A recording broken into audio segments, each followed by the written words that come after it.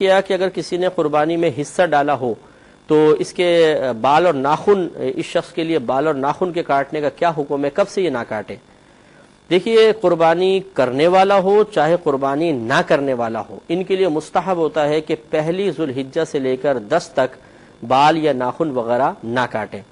نبی کریم صلی اللہ علیہ وسلم سے ایک شخص نے پوچھا، یا رسول اللہ صلی اللہ علیہ وسلم، مجھے ایک شخص نے میرے پاس ایک جانور رکھوایا ہوا ہے، میرے پاس تو کچھ نہیں ہے کہ میں ذبح کر سکوں، کیا میں اسی جانور کی قربانی کر لوں؟ رحمت کونین صلی اللہ علیہ وسلم نے فرمایا کہ نہیں، یعنی وہ تو ایک امانت ہے، عاریتاً تمہیں دیا ہے، اس کی قربانی تم نہ کرو، بلکہ شاید فرمایا اگر تم اپنے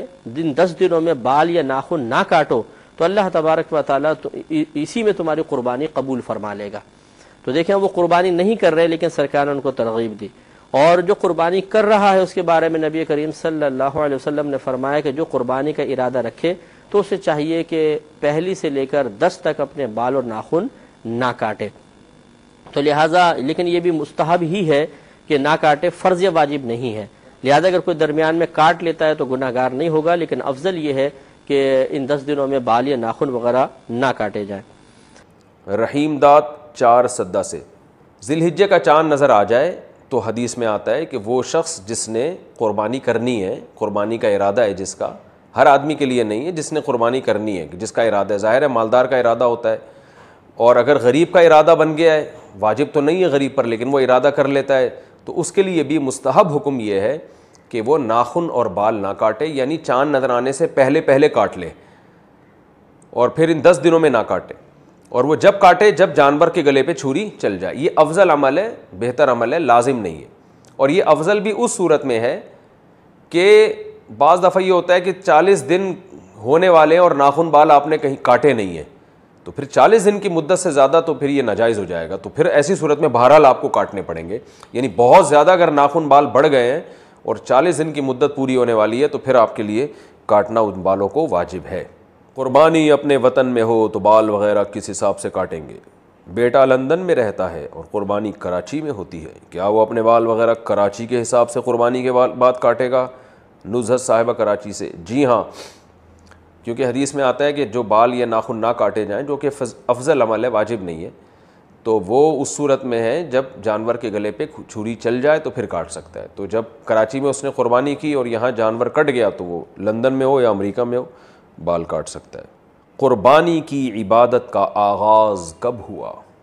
کیا قربانی حضرت ابراہیم علیہ السلام کے زمانے سے شروع ہوئی ہے یا اس سے پہلے بھی ہوتی تھی؟ نہیں جی، حضرت ابراہیم علیہ السلام سے پہلے جو نبی تھے وہ کس چیز کی قربانی کرتے تھے؟ عثمان گوجرانوالہ سے قرآن سے اشارہ ملتا ہے کہ قربانی حضرت ابراہیم علیہ السلام سے پہلے بھی ہوتی تھی، مگر اس شکل میں نہیں تھی، وہ دوسری شکل میں تھی۔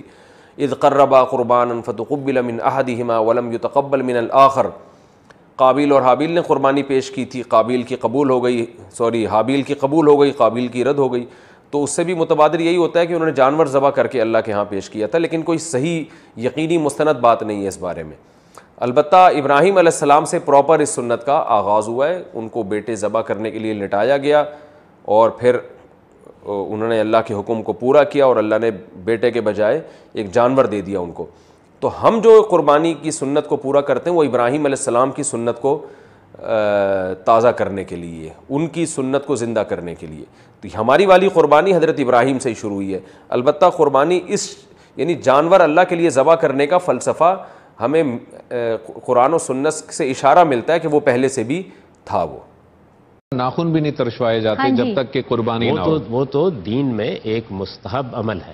یعنی رسالت باب صلی اللہ علیہ وسلم نے اس طریقے سے گویا نظر کی ساری حقیقت سے ہمیں متعلق کر دیا۔ جی، آپ کو معلوم ہے کہ جب لوگ حج کرنے کے لیے جا رہے ہیں تو وہ احرام باندھیں گے، جی، تو احرام میں نہ آپ بال کاٹ سکتے ہیں، ناخن ترشوا سکتے ہیں، تو اس طرح گویا وہ تو وہاں یہ کام کر رہے ہیں، ہم سب کو یکم ذوالحج سے لے کے قربانی کے دن تک اس میں شریک کر دیا جاتا ہے۔ اچھا ٹھیک تو ہے۔ یہ بہت نیکی اور خیر کا عمل ہے، یہ آپ کرتے ہیں، اس سے گویا 10 دن تک آپ پر یہ احساس طاری رہتا ہے کہ میں نے اپنے آپ کو نظر کر دیا ہے۔ تو نظر پوری ہونے کی علامت یہ ہے کہ آپ ناخن کاٹ لیں، بال ترشوا لیں، یہ نبی صلی اللہ علیہ وسلم نے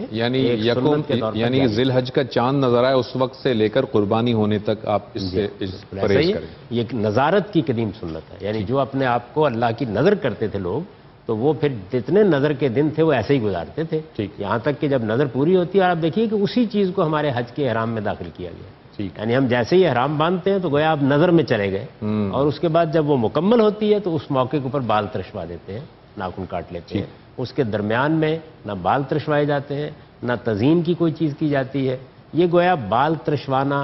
ناخن تراشنا، یہ اپنے آپ کو بنانا سنوارنا ہے۔ ان سب چیزوں سے ہاتھ اٹھا لیا جاتا ہے، آپ اللہ کی نظر ہو گئے۔ یہ بڑی خوبصورت چیز ہے، بشرطے کہ آدمی اس کی اصل حقیقت کو سمجھ کر اس عمل میں اپنے آپ کو شریک کرے۔ اور ایک بات جڑی ہے وہ ذہن آ گئی کہ چاند چڑھنے رسول کریم علیہ السلام نے فرمایا جنہاں لوگوں کا ارادہ قربانی دا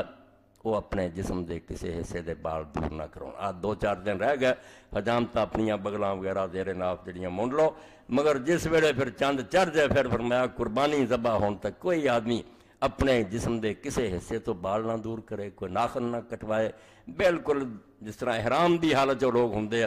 سانو احرام تو اینا ہی حصہ دیتا بھی تسی چلو حجامت ہی چھڑ دیو، قربانی ذبح ہون تو کرنا بھی نہیں بھی رکے رہو جدو قربانی ہے کیتی بھی نہیں حجامت کرا لو، نہیں، اپنی قربانی ذبح ہون تو بعد عمل کرنا۔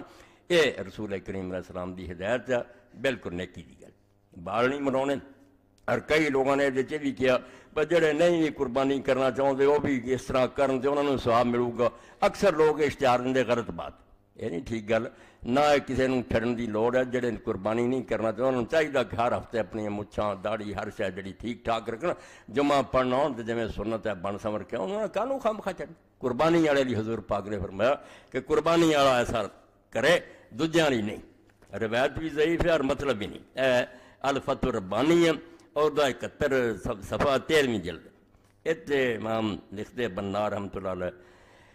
فیہ دلالۃ علی ان الفقیر الذی لا یقدر علی التزیۃ یستحب له ان یاخذ من شاربہ ان یکلم اظفارہ ویقص شاربہ ویحلق عنہ فذلک یکفی من الزہیہ ولو ان یفعل ذلک فی العشر بدون حرج۔